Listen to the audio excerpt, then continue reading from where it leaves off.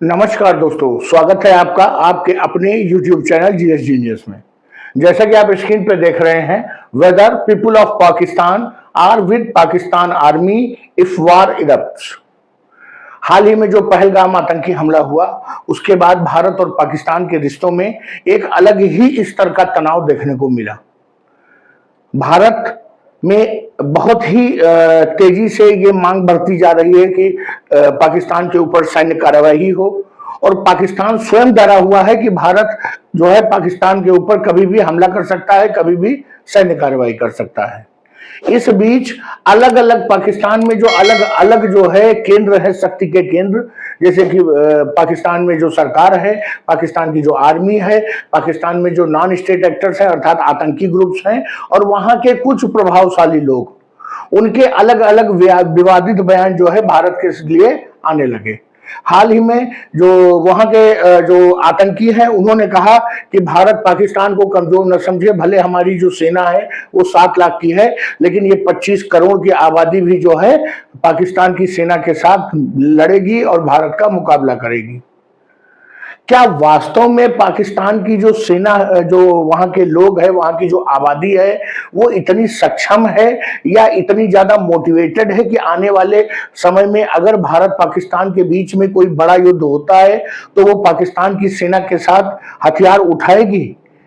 आज इन्हीं सब चीजों को अपने इस वीडियो में हम देखेंगे और समझने का प्रयास करेंगे।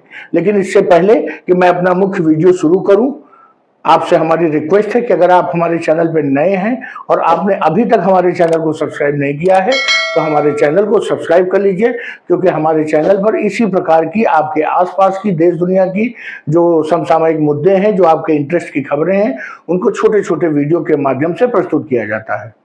हमारा आपसे दूसरी रिक्वेस्ट है कि अगर आप हमारे थंबनेल और हमारे टाइटल को देख करके आपने हमारे वीडियो को देखना शुरू किया है तो कोशिश करिए कि हमारे वीडियो में अंत तक बने रहिए, तभी आपको वीडियो का पूरा आनंद मिलेगा। तो चलिए मित्रों, देखते हैं कि क्या पाकिस्तान के जो लोग हैं वो पाकिस्तान की सेना के साथ मिलकर भारत के साथ लड़ने को तैयार है। तो ये एक सोशल मीडिया पर एक वीडियो जो है वायरल हो रहा है, जिसमें एक ये शख्स है अब्दुल अजीज गाजी। ये इस्लामाबाद की लाल मस्जिद के इमाम हैं। स्वाभाविक रूप से ये लाल मस्जिद के सब करता धरता है और वहां पर सर्वोच्च अधिकारी समझ लीजिए इनको। तो जो लोग वहां पर नमाज पढ़ने आते हैं उनसे ये पूछ रहे हैं कि अगर ये मामला बनता है और भारत और पाकिस्तान की लड़ाई होती है तो वो लोग हाथ उठावें जो पाकिस्तान की आर्मी के साथ मिलकर पाकिस्तान के लिए लड़ना चाहेंगे।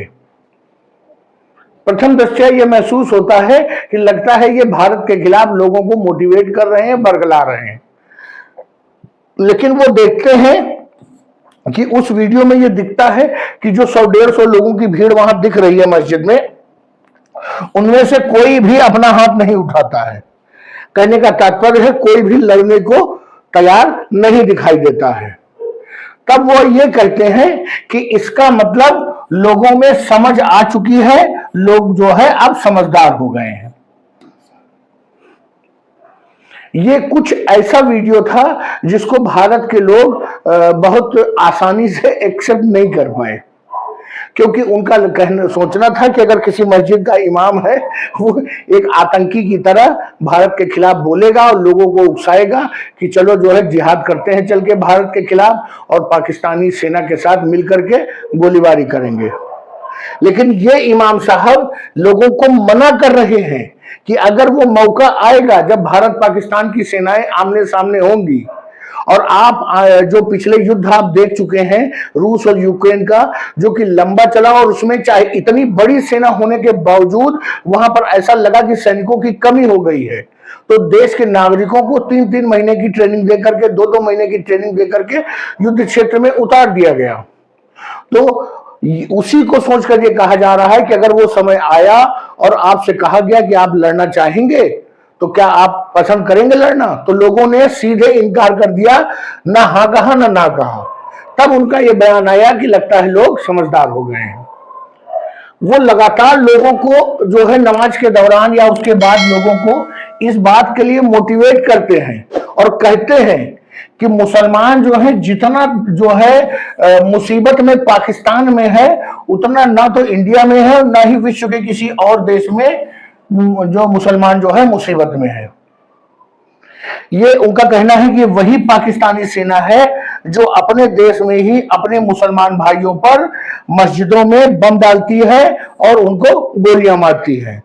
यहां तक कि जो प्रोपोगंडा किया जाता है कि भारत में मुसलमान खतरे में है, वहां भी भारत सरकार या भारत की सेना या भारत की पुलिस मुसलमानों को गोलियां नहीं मारती, उनके ऊपर बम नहीं डालती है। ये इमाम साहब लोगों को बता रहे हैं। उनका कहना है कि अगर वो मौका आता है कि जब भारत और पाकिस्तान का युद्ध होगा तो आप लोग कतई जो है पाकिस्तानी सेना का साथ न दें।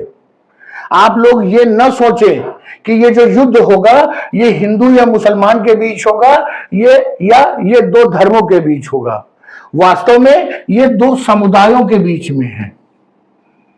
हालांकि वो ये कहते हैं कि जो प्रॉफेट मोहम्मद हैं, जो मोहम्मद साहब जो उनके हैं, उन्होंने ये कहा था कि अपनी कम्युनिटी को बचाने के लिए हमेशा लड़ने को तैयार रहना चाहिए। लेकिन आप अगर ये सोच के लड़ते हैं पाकिस्तान के लिए कि हम अपनी कम्युनिटी के लिए लड़ रहे हैं तब तो ठीक है, और अगर ये सोच के लड़ रहे हैं कि हम पाकिस्तानी सेना के साथ देंगे तो ये बिल्कुल भी सही नहीं है। ये कोई जिहाद नहीं है, ये कोई धर्म युद्ध नहीं है। उनका कहना है कि जिस प्रकार पाकिस्तान में जो लोग हैं वो यकायक गायब हो जाते हैं, स्पेशली मुस्लिम, जो पख्तून, खैबर पख्तून और बलूचिस्तान की बात हो रही है, जहां पर पाकिस्तान की सेना टारगेटेड किलिंग करती है। जो भी नेता उभर के आगे आ रहा होता है और पाकिस्तान से अलग होकर के स्वतंत्र देश की मांग करता है, उसको ये रातों रात उठवा लेते हैं और फिर मालूम नहीं चलता कि वो गया कहां। और 8-10 साल के बाद ये लोग अपने आप में समझ जाते हैं कि उसको इन्होंने निपटा दिया होगा। तो उनका कहना है कि जिस प्रकार पाकिस्तान में जो हमारे मुस्लिम भाई हैं वो यकायक गायब हो जाते हैं, वैसे इंडिया में नहीं होते हैं। और इन सब के लिए अगर कोई जिम्मेदार है तो वो पाकिस्तान की सेना जिम्मेदार है, जो जानबूझकर बलोच, पख्तून और जितने भी धार्मिक लीडर और पत्रकारों, इन सबके गायब होने के लिए जिम्मेदार है। कहने का तात्पर्य है कि जो भी पाकिस्तान की सरकार या आतंकियों के खिलाफ या पाकिस्तान की सेना के खिलाफ अपनी आवाज बुलंद करता है, उसको पाकिस्तानी सेना रातों रात उठवा लेती है और इस प्रकार गायब करती है कि उसकी लाश भी कभी नहीं मिलती है। मुझे तो डर है कि कहीं अगला नंबर इमाम साहब का तो नहीं है, क्योंकि इमाम साहब ने बिल्कुल सीधे पाकिस्तानी सेना के विरोध में बात कह दी है। तो ये वीडियो उन आतंकियों को जरूर देखना चाहिए जो धमकाते हैं भारत को कि हमारे यहाँ 25 करोड़ मुसलमान हैं जो इस्लाम के नाम पर, जिहाद के नाम पे हिंदुस्तानियों का खून पी जाएंगे। उनको ये वीडियो जरूर देखना चाहिए। इमाम साहब के लिए मैं ऑल द बेस्ट कहता हूं, क्योंकि मुझे नहीं लगता कि अब वो जो है इसके बाद ये वीडियो बना पाएंगे। चलिए मित्रों, वीडियो को यही समाप्त करता हूं। अगर आपको हमारा वीडियो पसंद आया हो तो वीडियो को लाइक करिए, चैनल को सब्सक्राइब करिए। धन्यवाद।